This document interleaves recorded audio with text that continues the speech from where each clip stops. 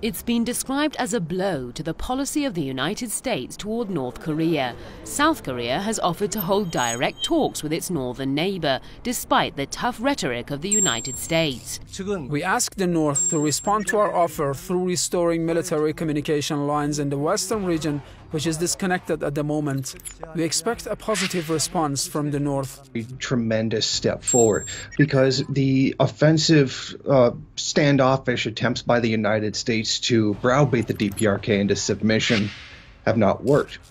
According to a statement by South Korean officials, the talks are likely to take place at Tongilgak, a North Korean building situated in the truce village of Panmunjom, which was also used for previous rounds of talks between the two sides. The initiative indicates that South Korea's new President Moon Jae-in is trying to improve relations with the North. They've been trying this since the 1950s, and it has not succeeded in any way, shape, or form. And in fact, it has only harmed them, but it has never stopped them.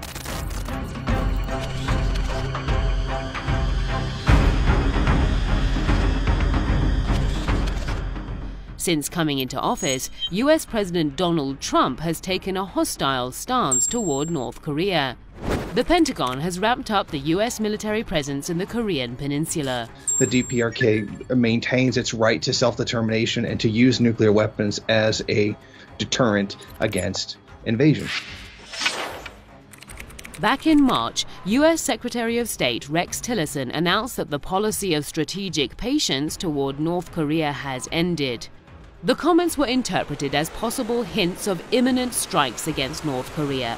The U.S. administration has also put immense pressure on China to take a tougher stance on North Korea. The tensions in the region escalated after North Korea tested an intercontinental missile that it said was capable of carrying a large nuclear warhead and would hit U.S. soil. Any attempts to justify a military decision using the UN Security Council resolution as an excuse is not acceptable and will lead to unpredictable results in the region, which neighbors with Russia, Federation and People's Republic of China. And yet, after all the heated rhetoric and the constant threats, South Korea has offered North Korea direct talks, which could be interpreted as a failure of US hostile policies towards Pyongyang. And I think what's happening here is maybe South Korea is coming to the realization that threats and sanctions are not going to work.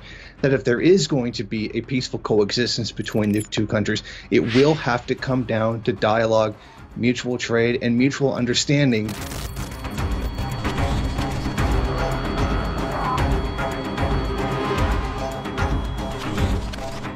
The crisis in the Far East has two other important players, Russia and China. Russia and China both want the same thing. They want peace and a stable North Korea in order for their trade to continue separate from the United States. Since the start of the crisis, Beijing and Moscow called for talks and diplomacy. Earlier this month, Russian President Vladimir Putin and his Chinese counterpart Xi Jinping met in Moscow to discuss a range of issues, including the North Korea crisis.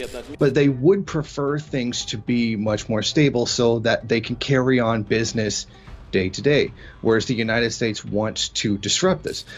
The two called on Pyongyang to stop its missile tests and demanded that the US and South Korea halt the deployment of the controversial THAAD system and halt military drills.